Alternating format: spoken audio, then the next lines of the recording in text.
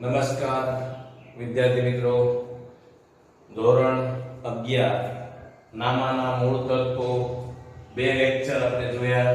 આ ત્રીજા લેક્ચરમાં હિસાબી પદ્ધતિના પારિભાષિક શબ્દો આપણે સમજવાના છે. એમાં અગાઉના લેક્ચરમાં આપણે 5 જોયા હતા. એમાં પહેલું હતું ધંધાકીય વ્યવહાર. તો જે વ્યવહારનું ધંધામાં મૂલ્ય હોય, ધંધામાં એનું મૂલ્ય આંકી શકાય એવા વ્યવહારને ધંધાકીય વ્યવહાર કહેવામાં આવે છે. ખાસ ધ્યાન રાખજો કે જેની કિંમત નક્કી થઈ શકતી હોય એવા જ વ્યવહારને ધંધાકીય વ્યવહાર કહેવામાં આવે છે. અને ધંધામાં એનું કોઈ મૂલ્ય હોય તો જ એ વસ્તુ એ વ્યવહારને કારણે, વસ્તુ કે સેવાની લેવડ દેવડના કારણે ધંધામાં રોકડની આવક કે જાવક થતી હોય એવા વ્યવહારને ધંધાકીય વ્યવહાર કહેવામાં આવે છે. દાખલા તરીકે રૂપિયા 5000 નો માલ વેચો તો આ ધંધાકીય વ્યવહાર થયો કહેવાય. પછી બનાવ જોયો તો આપણે બીજો શબ્દ, તો બનાવ એ ઘટના સ્વરૂપે ઓળખવામાં આવે છે. અને ઘટના, બનાવ એટલે વ્યવહારમાંથી ઉદ્ભવેલ પરિસ્થિતિ કે બનાવને આપણે, પરિણામને આપણે ઘટના કહીએ છીએ. તો વ્યવહારની પોતાની આગવી લાક્ષણિકતા છે. એ આપણે ઉપર જોયું કે કોઈ પણ વ્યવહાર થાય એટલે બનાવ બન્યો કહેવાય. દાખલા તરીકે ઉપરના વ્યવહારમાં જોયું કે 5000 નો માલ વેચ્યો, તો એ 5000 નો માલ વેચ્યો એક બનાવ બન્યો છે, એક કૃત્ય થયું કહેવાય. પછીનો શબ્દ છે મૂડી. આપણે રિપીટ કરીએ છીએ એટલે થોડી ઝડપથી જઈએ છીએ. તો મૂડી આપણને બધાને ખબર છે કે આને પૂંજી પણ કહેવામાં આવતું પહેલા. તો મૂડી એટલે શું? તો માલિકે ધંધામાં રોકેલી પોતાની રકમ, અથવા તો એટલે એકલી રકમ નહીં, ધંધાનો માલિક ધંધામાં રોકડ, માલ, મિલકત જે કંઈ લાવે છે એને માલિકની મૂડી કહેવામાં આવે છે. એટલે એવું નહીં કે નાણાં જે રોકીએ છે, પણ જમીન હોય, મકાન હોય, કોઈ યંત્ર પડ્યું હોય ને આપણે ધંધામાં લાવીએ, કોઈ મોટર કાર લાવીએ તો પણ એ ટોટલ મૂડીની રકમમાં ઉમેરાય છે. મૂડી એ વ્યક્તિ પ્રકારનું ખાતું છે, કારણ કે માલિકનું ખાતું છે. અને મૂડી ખાતાની હંમેશા જમા બાકી હોય છે. મોટા ભાગે એ જમા બાકી હોય, ક્યારેક જ ઉધાર બાકી હોય, પણ એ રેર કેસમાં હજી સુધી બહુ જોવા નથી મળતું. તો ફરીથી ધંધાના માલિકે ધંધામાં કરેલ રોકાણને મૂડી કહેવામાં આવે છે. એનાથી વિરુદ્ધ ધંધાનો માલિક ધંધામાંથી અંગત વપરાશ માટે માલ, મિલકત, રોકડ રકમ કે સેવા લે તો એની જે કિંમત છે એને ઉપાડ તરીકે ઓળખવામાં આવે છે. ઉપાડ એ મૂડીમાં ઘટાડો કરે છે. ઉપાડ એ વ્યક્તિ પ્રકારનું ખાતું છે. ઉપાડ ખાતાની હંમેશા ઉધાર બાકી હોય છે. ઉપાડ ખાતું વર્ષને અંતે બંધ કરીને મૂડી ખાતે લઈ જવામાં આવે છે. એટલે જેટલો ઉપાડ થાય એટલી મૂડી ઘટે છે. જેટલો ઉપાડ થાય એટલી મૂડીમાં ઘટાડો થાય છે. આ 4 શબ્દો આપણે જોયા હતા. પાંચમો શબ્દ જવાબદારી, દેવું, એ પણ જોયો. તો જવાબદારી એટલે દેવું છે કે ધંધાએ કોઈ પણ વ્યક્તિને ચૂકવવાની કુલ રકમને જવાબદારી કહેવાય છે. એ સંબંધના આધારે જુઓ તો આંતરિક અને બાહ્ય એવી રીતે થાય. તો આંતરિકમાં જોઈએ તો સમયના આધારે ચાલુ જવાબદારી અને બિન ચાલુ જવાબદારી. પછી બાહ્યમાં ચાલુ જવાબદારી અને બિન ચાલુ જવાબદારી. તો પહેલા જોઈએ સમયના આધારે ચાલુ જવાબદારી. તો જે જવાબદારીનો સમયગાળો ટૂંકો હોય, 1 વર્ષ કરતા ઓછા સમયમાં ચૂકવવાની હોય એવી જવાબદારીને ચાલુ જવાબદારી કહેવાય છે. અને બિન ચાલુ જવાબદારી, તો બિન ચાલુ એટલે more than 1 year, 1 વર્ષ કરતા વધુ સમયમાં પછી ચૂકવવાના હોય તો એ છે બિન ચાલુ જવાબદારી. દાખલા તરીકે આપણે લોન લીધી હોય, ડિબેન્ચર દ્વારા ઉછીના નાણાં લીધા હોય, બેંકમાંથી લોન લીધી હોય, તો આ બધી એવી જવાબદારી છે કે જે 5 વર્ષે, 10 વર્ષે, 15 વર્ષે ચૂકવવાના હોય છે. તો એવી જ રીતે બાહ્ય તમે જવાબદારી જુઓ તો એમાં ચાલુ જવાબદારી અને બિનચાલુ એવા ભાગ પડે છે. હવે આંતરિક જવાબદારી અને બાહ્ય જવાબદારી તો એ સમજીએ. તો પહેલો પ્રશ્ન છે કે આંતરિક જવાબદારી. આંતરિક જવાબદારી એટલે કે માલિક પ્રત્યેની અને બાહ્ય જવાબદારી એટલે કે ત્રાહિત પક્ષને, અન્ય પક્ષને, બહારનાને ચૂકવવાની રકમ. અને આ જે આંતરિક જવાબદારી છે એ માલિક પ્રત્યેની જવાબદારી છે. અહીંયા આપ્યું છે ઉદાહરણ કે દાખલા તરીકે માલિકે રૂપિયા 5 લાખની પૂરી પાડી હોય તો માલિક પ્રત્યેની જવાબદારી 5 લાખ કહેવાય. એ આંતરિક છે, એમાં ઉતાવળ ન કરવાની હોય, એને કઈ એવું ન હોય કે પહેલા ચૂકવવાના છે. જ્યારે આ જવાબદારી છે ત્રાહિત પક્ષ પરત્વેની, તો એ જવાબદારી એવી છે કે બહારના વ્યક્તિને દેવાની હોય છે, એટલે એ રકમ આપણે એને પહેલા ચૂકવવાની હોય છે. દાખલા તરીકે ભરત પાસેથી રૂપિયા 1 લાખ ઉછીના લીધા. હવે અહીંયા ભરત પાસેથી 1 લાખ રૂપિયા આપણે ઉછીના લીધા છે, તો એ 1 લાખ રૂપિયા છે એ આપણું દેવું કહેવાય, જવાબદારી છે, પણ એ બાહ્ય કહેવાય, બહારના વ્યક્તિ છે. બીજું છે કે રશ્મિકાને ઉધાર ખરીદીના રૂપિયા 20,000 બાકી છે, આપણે 20,000 રશ્મિકાને ચૂકવવાના બાકી છે, તો એ પણ બાહ્ય જવાબદારી છે. પરાગને પગારના 5,000 ચૂકવવાના બાકી છે, તો અહીંયા પણ એ વસ્તુ જવાબદારી છે અને પરાગને ચૂકવવાના છે, પગારના ચૂકવવાના છે, એ જવાબદારી છે પણ બાહ્ય જવાબદારી. તો ફરીથી આંતરિક જવાબદારી એટલે એવી જવાબદારી જે માલિક પરત્વેની છે, માલિકને ચૂકવવાના છે. અહીંયા એકાંકી વેપારમાં માલિક જે મૂડી પાડે છે એ. પછી ભાગીદારીમાં જુઓ તો તમે ભાગીદારીમાં જે ભાગીદારો ટોટલ રકમ લાવે છે એ આંતરિક જવાબદારી કહેવાય. ભાગીદારે કોઈ લોન આપી હોય પોતાની અંગત મિલકતમાંથી, તો એ પણ એ આંતરિક જવાબદારી છે. અને કંપનીની વાત કરીએ તો કંપનીમાં શેર મૂડી છે એ માલિકની મૂડી છે, એટલે એ માલિક પ્રત્યેની જવાબદારી કહેવાય. અને ત્રાહિત પક્ષ પરત્વેની વાત કરીએ તો અન્ય બહારના વ્યક્તિને ચૂકવવાની રકમ, તો એમાં આપણે આ ઉદાહરણ જોયા, ભાગીદારીમાં પણ આ જ આવે. અને કંપની હોય તો એમાં ડિબેન્ચર કે અન્ય કોઈ વ્યક્તિ પાસેથી ઉછીના નાણાં લીધા હોય તો એ ત્રાહિત પક્ષ પરત્વેની જવાબદારી છે. તો હવે ચાલુ જવાબદારી અને બિનચાલુ જવાબદારી. 7મો મુદ્દો છે ચાલુ જવાબદારી અને બિનચાલુ જવાબદારી. તો ચાલુ જવાબદારી એટલે હમણાં જ આપણે જોયું કે 1 વર્ષ કરતા ઓછા સમયમાં, ટૂંકા ગાળાની છે. 1 વર્ષની અંદર, દાખલા તરીકે ઉધાર માલની ખરીદી, ચૂકવવાના બાકી કોઈ ખર્ચા હોય.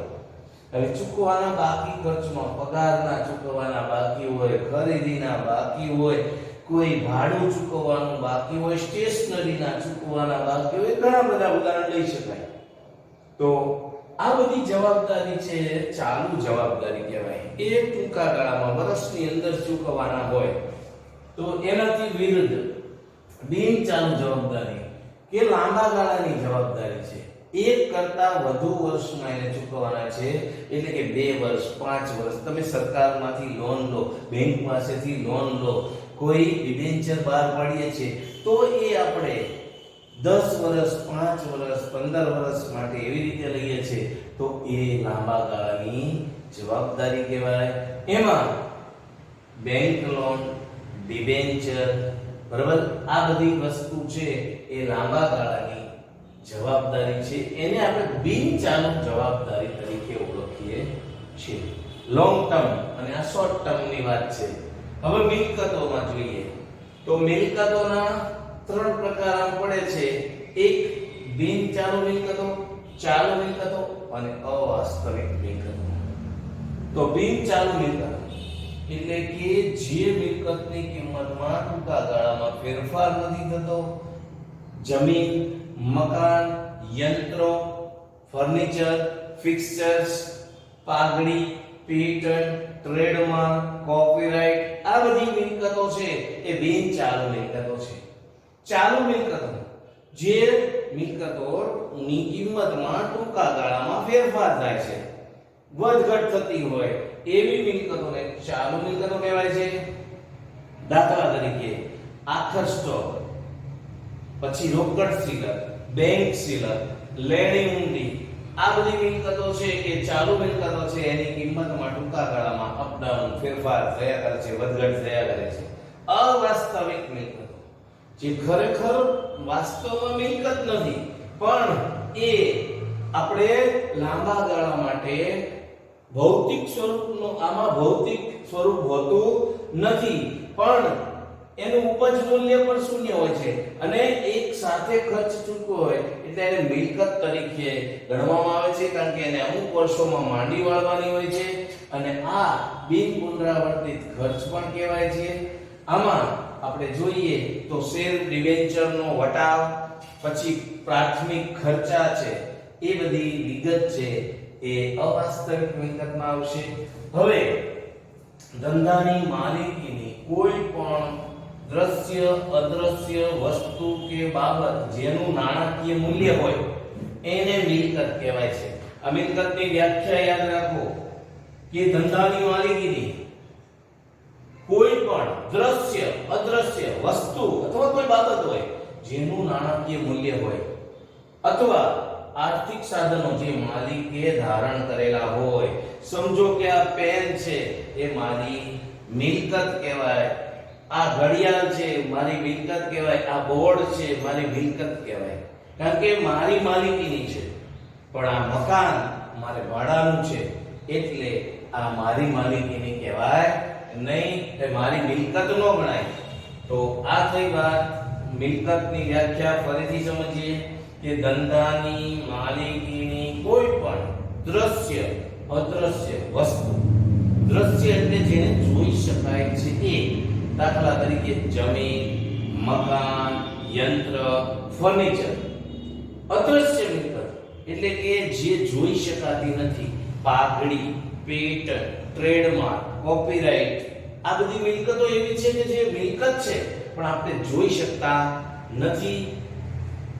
તો અથવા એવી કોઈ બાબત જેનું નાણાકીય મૂલ્ય હોય, પાછું જેનું નાણાકીય મૂલ્ય હોય, હું એમ કહું કે આ હવા મારી છે, મારી માલિકીની છે અને હવા હું વેચી શકતો નથી, એની કોઈ કિંમત આવતી નથી એટલે એ મિલકત કહેવાય નહીં, જેનું મૂલ્ય નથી. પછી અથવા જોઈએ તો આર્થિક સાધનો જે માલિકે ધારણ કરેલા છે, એટલે એવા સાધનો જે માલિકે ધારણ કરેલા છે કે પોતાની માલિકીના હોય. મેં હમણાં તમને ઉદાહરણ આપ્યું કે આ બોર્ડ છે મારી માલિકીની છે, આ ખુરશી છે એ મારી માલિકીની છે, આ ઘડિયાળ છે મારી માલિકીની છે, મોબાઈલ છે મારી માલિકીની છે. એટલે જે માલિકે ધારણ કરેલા હોય એ પોતે એનો ઉપયોગ એ ઈચ્છે ત્યારે કરી શકે તો એને મિલકત કહેવાય. હવે એમાં મિલકતમાં બિન ચાલુ મિલકતો એટલે કે કાયમી મિલકતો. હવે હમણાં જ આપણે જોયું કે જેનું આયુષ્ય એક કરતા વધુ વર્ષનું હોય, શું કીધું? એક કરતા બિન ચાલુ મિલકતો એટલે એક કરતા વધુ વર્ષનું આયુષ્ય હોય. દાખલા તરીકે જમીન, મકાન, પ્લાન્ટ, યંત્ર, ફર્નિચર, પાઘડી, પેટન્ટ, ટ્રેડમાર્ક, કોપીરાઇટ, આ બધી મિલકતો છે એવી છે કે જે મોર ધેન 1 યર્સ. તમે જો જમીન છે તો એનું આયુષ્ય વર્ષો સુધીનું છે. મકાન છે તો એ આપણે નવું ખરીદીએ, બનાવીએ કે કોઈની પાસેથી તૈયાર લઈએ તો એ 10 20 25 વર્ષ સુધી લગભગ કંઈ થતું નથી. પ્લાન્ટ યંત્રમાં પણ જુઓ તો 2-5 વર્ષ 10 વર્ષનું આયુષ્ય હોય છે. ફર્નિચર લઈએ, ખરીદીએ તો આપણે કોઈ એવું ફર્નિચર નથી લેતા કે 1 વર્ષમાં બદલી નાખવું પડે. તો એ 1 વર્ષ કરતા ઓછી હોય તો એને બિનચાલુમાં, પણ એવું હોતું જ નથી. ફર્નિચરમાં લાંબો ગાળાનું હોય. એવી રીતે પાઘડી, પેટન્ટ, આ બધા શબ્દો પછી હું સમજાવીશ. અત્યારે આ જે છે એની વાત કરીએ તો હવે મિલકતમાં બિનચાલુમાં પાછા 2 પ્રકાર છે, દ્રશ્ય અને અદ્રશ્ય. તો દ્રશ્ય મિલકત એટલે શું? તો એ આગળ પાછું આવશે. જેને જોઈ શકાય છે, જમીન, મકાન, પ્લાન્ટ, યંત્ર, ફર્નિચર, આ દ્રશ્ય છે. અને અદ્રશ્ય મિલકતમાં પાઘડી, પેટન્ટ, ટ્રેડમાર્ક, કોપીરાઇટ. પછી હવે આપણે ભાગ 2 માં તમારે એક પ્રકરણ છે કંપનીના વાર્ષિક હિસાબો, એમાં આવશે ફ્રેન્ચાઇઝી અને આપણે જે સોફ્ટવેર છે એ પણ મિલકત તરીકે આવશે. અહીંયા. હવે ધ્યાન રાખજો કે બે વધારાની મિલકતો તરીકે આવશે. હવે દ્રશ્ય મિલકતો. તો દ્રશ્ય એટલે કે જે ભૌતિક રીતે અસ્તિત્વ ધરાવતી હોય, જેને આપણે જોઈ શકીએ, જેને આપણે ટચ કરી શકીએ, તો એ દ્રશ્ય મિલકત છે.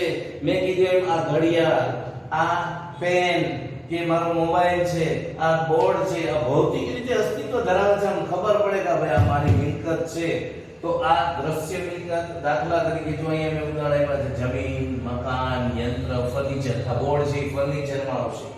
યંત્ર છે એમાં મોબાઈલ છે, યંત્ર જ કહેવાય અત્યારે. પછી જમીન, મકાન છે એ આ બધું દ્રશ્ય મિલકતમાં આવશે. પછી અદ્રશ્ય મિલકતો. તો ભૌતિક અસ્તિત્વ ધરાવતી નથી. આ મિલકતો છે ભૌતિક રીતે આપણે દ્રશ્ય હોતી નથી, અસ્તિત્વ જ નથી હોતું, આપણને ખબર નથી પડતી, કરી નથી શકતા. કોઈ વ્યક્તિની શાખ, આબરૂ, પ્રતિષ્ઠા કેવી છે એ જોઈ શકાતું નથી. તો એમાં આવશે પાઘડી, પેટન્ટ, ટ્રેડમાર્ક, કોપીરાઇટ. હમણાં મેં કીધું એમ બે બીજી મિલકતો, એક સોફ્ટવેર અને બીજું લાયસન્સ. અથવા એક મેં હમણાં વાત કરી કે તમારી પાસે જે તમારું કંપનીનું જે કોઈ પણ એવી વસ્તુ હોય તો એ ભૌતિક રીતે અસ્તિત્વ ન ધરાવતી હોય તો એ મિલકત છે એ અદ્રશ્ય મિલકત કહેવામાં આવે છે. તો આ થઈ વાત અદ્રશ્ય મિલકતની. ફરીથી દ્રશ્ય મિલકત એટલે ભૌતિક રીતે અસ્તિત્વ ધરાવતી હોય, અદ્રશ્ય મિલકત એટલે ભૌતિક અસ્તિત્વ ધરાવતી નથી. અને અદ્રશ્ય મિલકતમાં જો તમે એનું વ્યાખ્યા આવી જાય છે અદ્રશ્ય, જે જોઈ શકાતી નથી. તમે ક્યાંય કોઈની એવું જોયું કે આ વ્યક્તિની પાઘડી આટલી છે, આ કંપનીની, આ પેઢીની પાઘડી, એવી રીતે પેટન્ટ, ટ્રેડમાર્ક, કોપીરાઇટ આ બધી એવી વસ્તુ છે કે જે આપણે જોઈ શકતા નથી. હવે મિલકતોમાં આગળ જોઈએ તો ચાલુ મિલકતો. તો ચાલુ મિલકત એટલે એવી મિલકત 1 વર્ષ કરતા જેનો સમયગાળો ઓછો હોય. 1 વર્ષ કરતા ઓછા સમયગાળામાં એનો આપણે ઉપયોગ કરવાનો હોય તો એવી મિલકતને ચાલુ મિલકત કહેવાય. અથવા એ 1 વર્ષના ઓછા ગાળામાં તમે જો એની કિંમતમાં વધઘટ થતી હોય. દાખલા તરીકે રોકડ શિલક, બેંક શિલક, દેવાદારો, લેણી ઊંડી, આખર સ્ટોક. રોકડ શિલક બધાને ખબર હશે. મારી પાસે અત્યારે 5000 રૂપિયા પડ્યા છે, પણ હમણાં કલાક પછી 4000 થઈ જાય, કલાક પછી 7000 થઈ જાય, અથવા આજે નો વાપરું તો સાંજે કાલે વાપરાશે. એટલે ટૂંકા આમાં ફેરફાર થયા જ કરે.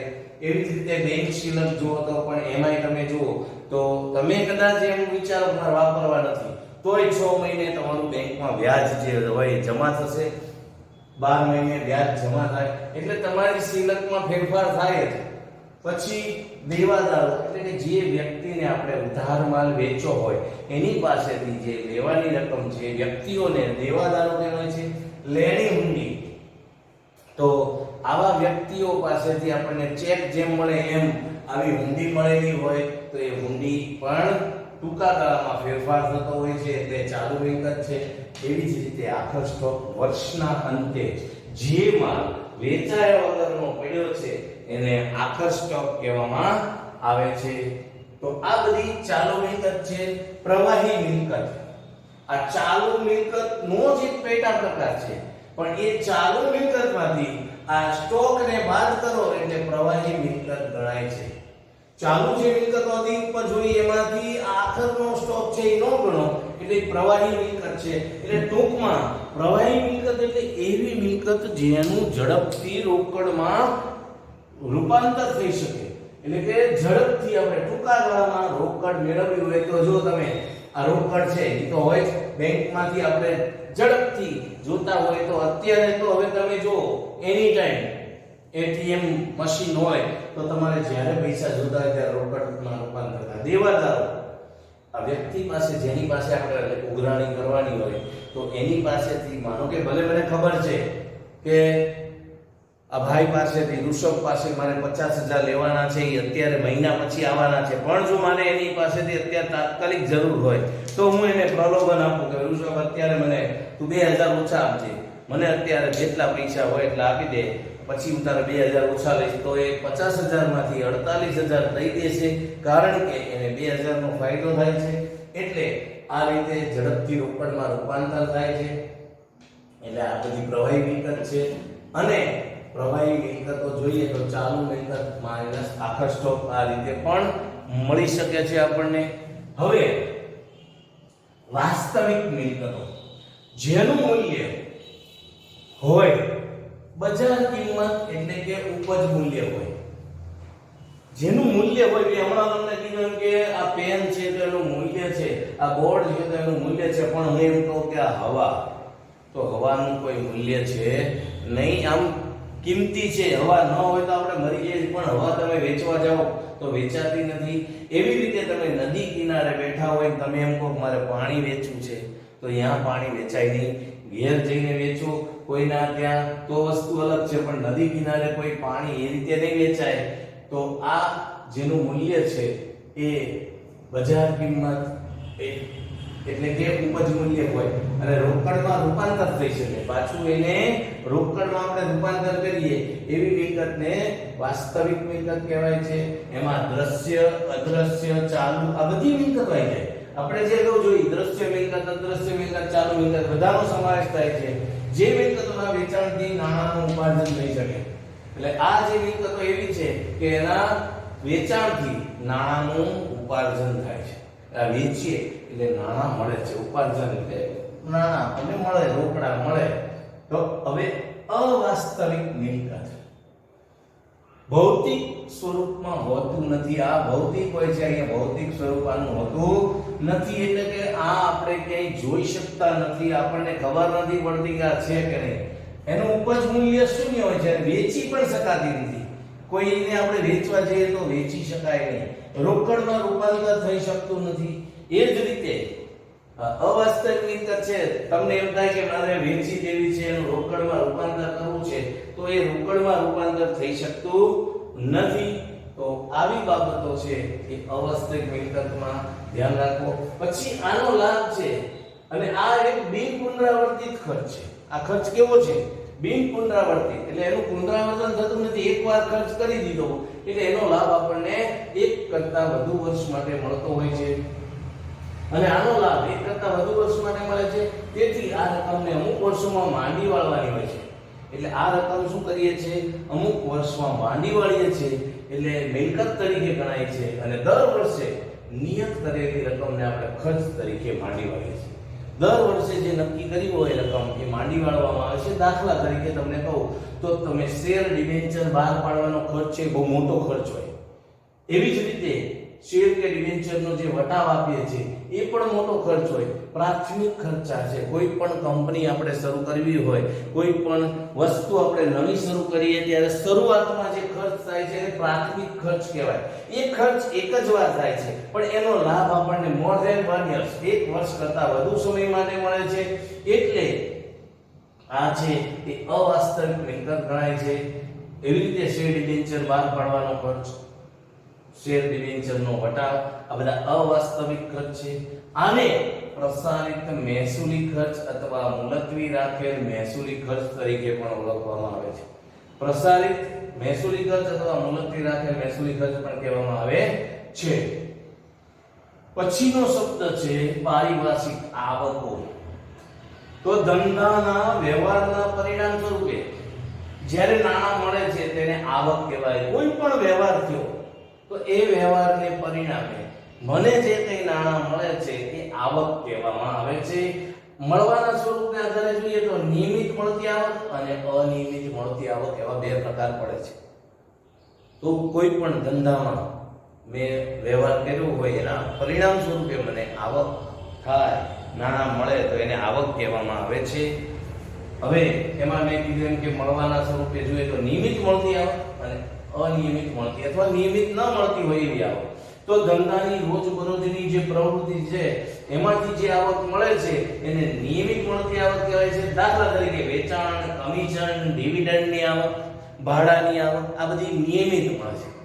તો આ જે આવક છે એ નિયમિત કહેવાય. પછી અમુક આવકો નિયમિત મળતી નથી જેને અનિયમિત કહેવાય. તો એમાં ધંધાની જૂની મિલકતનું વેચાણ. હવે મિલકત છે એ જૂની ક્યારે થાય, ક્યારે વેચવાની થાય એનું નક્કી નથી હોતું. શેર મૂડી મેળવવી, શેર મૂડી આપણે એકાદ વાર જ મેળવીએ છીએ. ડિબેન્ચર બહાર પાડવા એ અમુક વાર જ બહાર પાડવાના હોય છે. તો આવકના પાછા બે પ્રકાર છે. નિયમિત આવક એને આપણે મહેસૂલી આવક તરીકે પણ ઓળખીએ છીએ, અને અનિયમિત જેને મૂડી આવક, એટલે જે નિયમિત વારંવાર મળતી હોય ધંધામાં તો એને મહેસૂલી આવક કહેવાય, અને અનિયમિત એટલે જે મૂડી સ્વરૂપે અથવા તો અમુક વાર જ મળતી હોય તો એને મૂડી આવક કહેવાય છે. અહીંયા આગળના શબ્દો છે પારિભાષિક શબ્દની ચર્ચા પછી કરીશું. આ શબ્દો બધા જોઈ લેજો, દાખલામાં ઉપયોગી થશે, તમને આ જીવનમાં પણ ઉપયોગી થાય એવી વસ્તુ છે. ઘરે રહો, સલામત રહો. અસ્તુ. નમસ્તે. જય ભારત.